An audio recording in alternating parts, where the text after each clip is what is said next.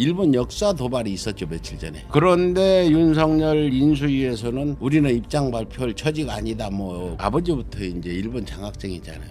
지금도 일본의 장학생들 유학 가면은 일본 고구들이 은근히 이렇게 매수를 해가지고 일본 어떤 세작을 만드는 작업들을 하는데 그때는 더 심했을 것 같고 친일 아버지 밑에서 살아왔기 때문에 일본에 대한 경각심, 경계심이 없을 것 같아요. 이제 한 10년이나 20년 후에 일본이 좀 좋아지고 우리가 좀 나빠지는 경우 있으면 독도 자기 땅이니까 가져가겠다고 올 거 아니에요. 그렇죠. 예, 그러면 전쟁이 일어날 수밖에 없는 상황인데 이거 우리가 어떻게 대응을 해야 되나요? 우리 관련 학회나 전문가들이 논거를 아무리 만들어도 사실 영토 문제는 국력의 문제입니다.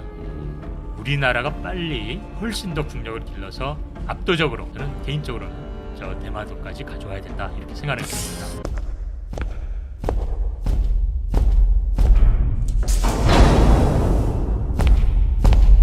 내 이름!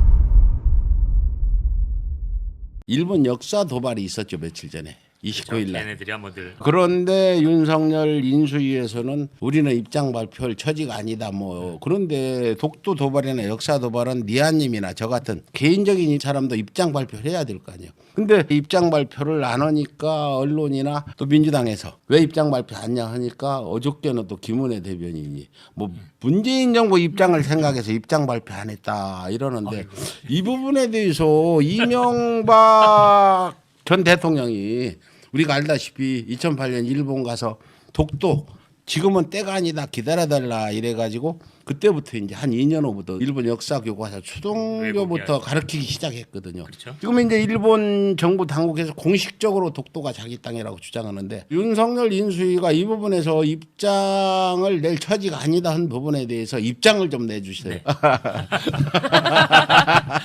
네, 윤석열 인수위가 너무 멍청하다. 그리고 치졸하다.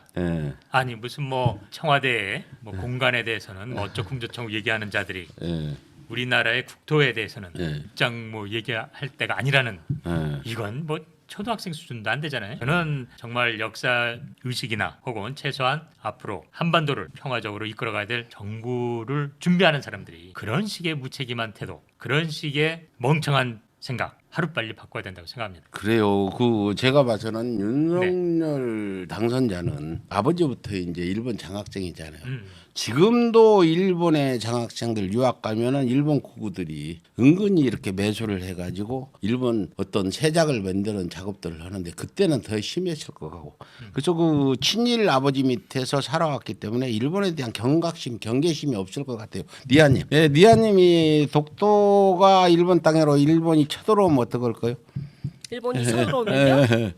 당연히 막아내야죠. 근데 윤석열 인수위는 입장을 낼 처지가 아니다 그러고 바람을 볼 것 같은 염려가 드는데 그건 굉장히 잘못된 겁니다. 네, 왜냐하면은 적국의 공주가 우리나라로 시집을 와도 우리나라에 일단 시집을 오면은 우리나라와 그 나라가 전쟁을 하면 우리나라 편을 들게 돼 있는 건데요. 그런데 이 우리나라는 한반도라는 이제 그 지형 때문에라도 굉장히 중요한 위치에 있는 나라인 거거든요. 그렇기 때문에 독도까지의 그 영해라도 확보를 해야 되는 문제가 있는 거고 그걸 내주게 되면은 대륙으로의 진출을 막을 수가 없어요. 일본은 2차 대전 때부터 사실은 대륙으로의 진출을 꾀하고 제국주의를 펼친 게 아니겠습니까?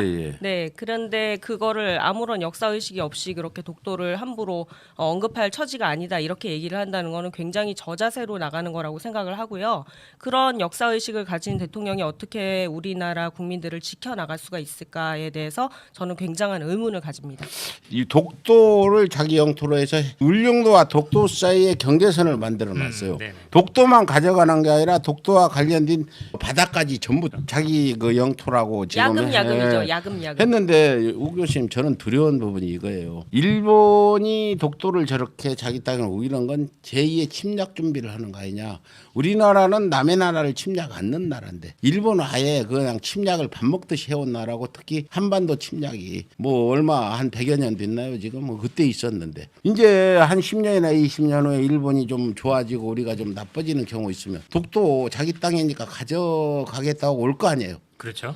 예, 그러면 전쟁이 일어날 수밖에 없는 상황인데 이거 우리가 어떻게 대응을 해야 되나요? 우리 사실 저는 이 관련 학회나 전문가들이 논거를 아무리 만들어도 사실 영토 문제는 국력의 문제입니다.